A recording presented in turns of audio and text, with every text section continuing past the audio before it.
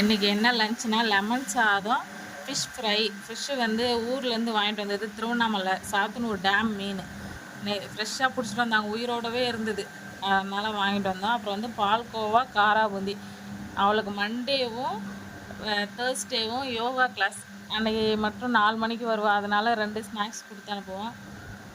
வருஷம் ஃபுல்லாக நம்ம ஊருக்கு போகவே மாட்டோம், எங்கேயே தான் இருக்கிற மாதிரி இருக்கும். ஆனால் மறாவது வருஷம் பார்த்திங்கன்னா ஒரு டைம் ஊருக்கு போகிற மாதிரி இருக்கும்.